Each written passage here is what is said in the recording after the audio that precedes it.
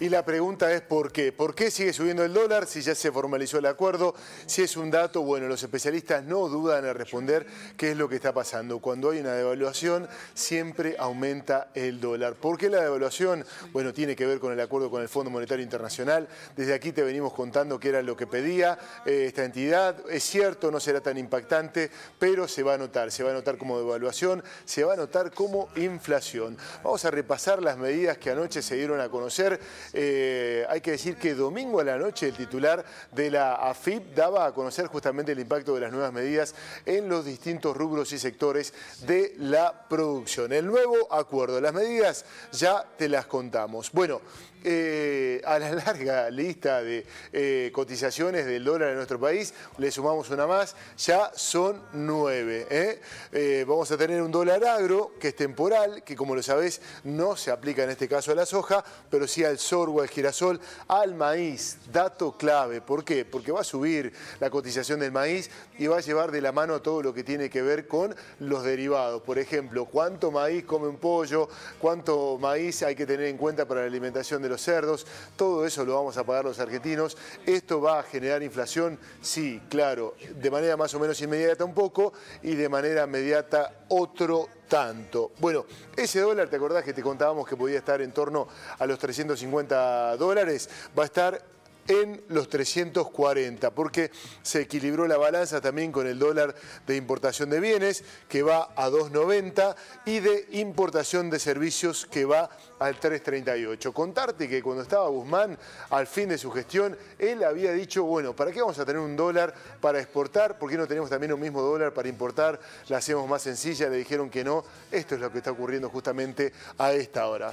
Sigamos repasando lo que tiene que ver. Impacto en lo económico. Bueno, lo decíamos, ¿será inflacionaria la medida?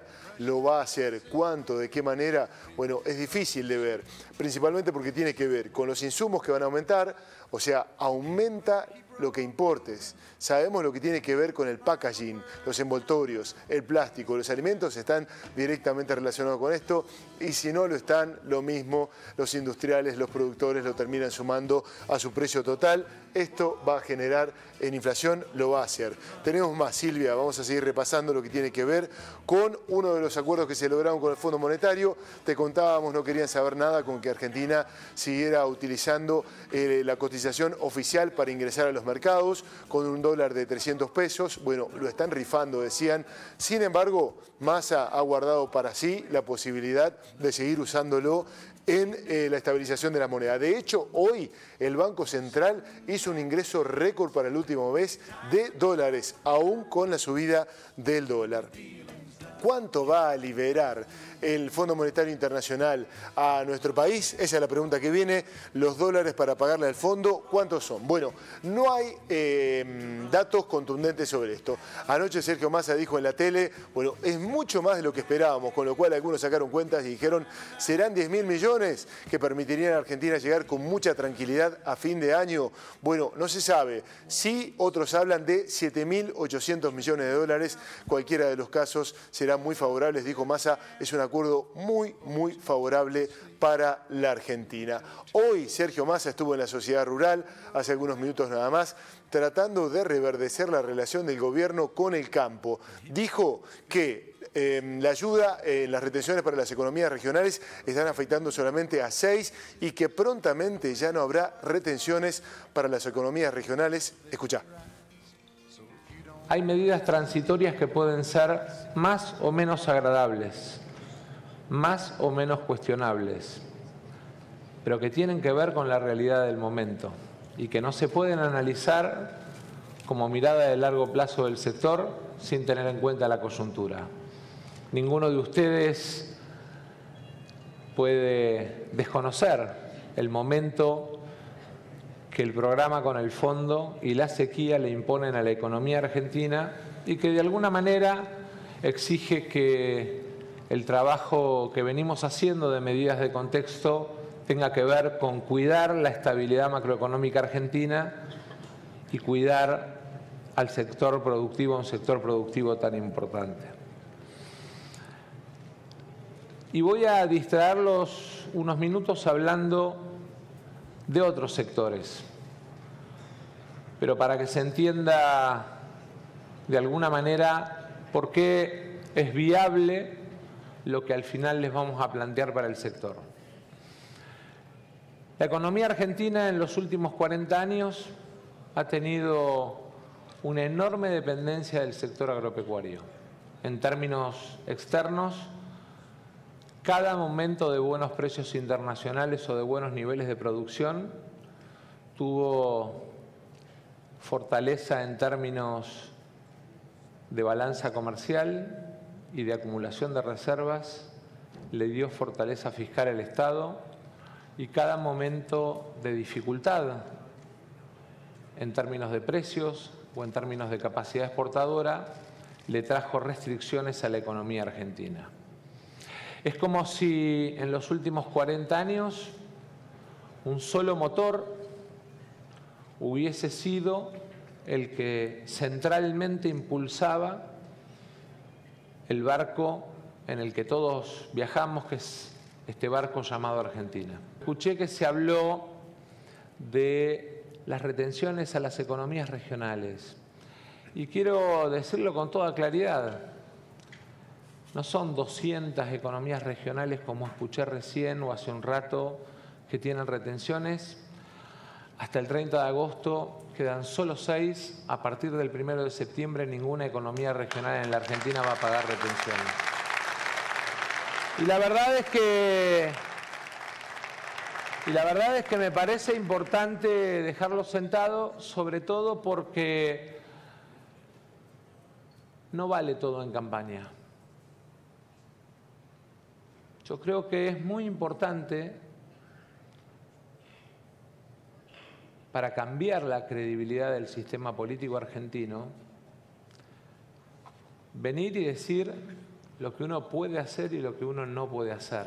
Sergio Massa estuvo hablando, también lo hizo Patricia Bullrich, también Horacio Rodríguez Larreta. Patricia Bullrich volvió a decir, bueno, va y viene con estas declaraciones. Ahora dijo que el cepo cambiario tiene que desaparecer el primer día de su gestión. Es un Pac-Man que nos está devorando, dijo allí. Estuvo Horacio Rodríguez Larreta más temprano, dijo que va a quitar las retenciones, pero tiene que ser paulatino. Y si te pregunto quién fue, por escándalo, el más aplaudido, el que fue un crack en el aplausómetro, seguramente te lo imaginás, fue Javier Milei, que dijo: no voy a suspender la obra pública, pero sí la van a hacer los privados, entre otras cosas que dijo el candidato de La Libertad Avanza. Bueno, esto tiene que ver con la economía, esto tiene que ver con el día de hoy. Vamos a cambiar, vamos a jugar nuestra segunda carta que viene con tonada cordobesa. ¿Por qué? Porque ayer hubo elecciones. Lo que pasó ayer te lo contamos, un operativo especial de Telediario, todas las particularidades, la baja cantidad de votantes, el hecho de que De Loredo reconociera su derrota antes de que se cargara oficialmente el primer voto, todo un dato, bueno. Pero el día después, el gran comentario a nivel nacional tiene que ver con este hombre que no participaba directamente. No se habla de Pacerini, se habla del encendido discurso de Martín Yarlora. Te lo decimos siempre, en la política no hay casualidades, hay causalidades.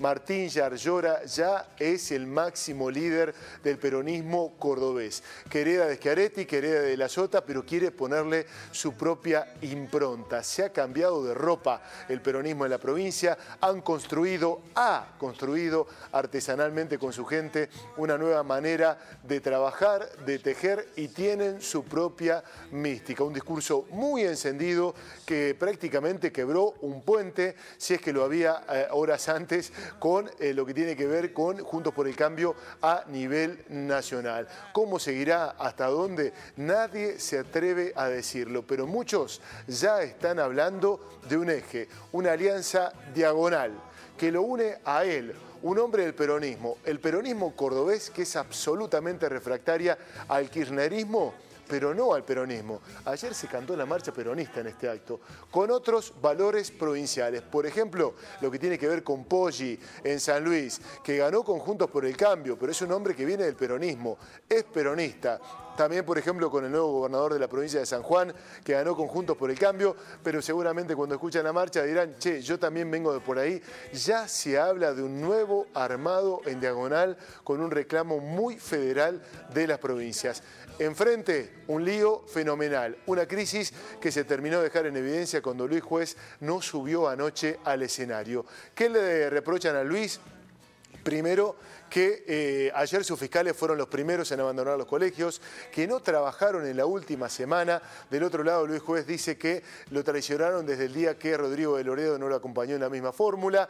Y la verdad, ahora no hay dirigentes que se pongan al frente de Juntos por el Cambio en Córdoba. Todo ha cambiado tanto. La cuna de Juntos por el Cambio, del PRO a nivel nacional, hoy está viviendo una crisis muy, pero muy profunda. ¿Nos jugamos la última carta? Tenemos que hablar de él, claramente. Médico que justamente se puso al frente de lo que tiene que ver con la defensa de De la Sota, viene del riñón del peronismo, un hombre que desde Punta Alta, que es, bueno, ahí cerquita de la provincia de Santa Fe, de un sector muy productivo, asomó a la política con mucha fuerza. Él anoche contó su historia, dijo, soy político de toda la vida, soy médico de toda la vida. Él es Daniel Pacerini, el hombre que va a conducir uno de los destinos más importantes de un distrito destacado de todo el país.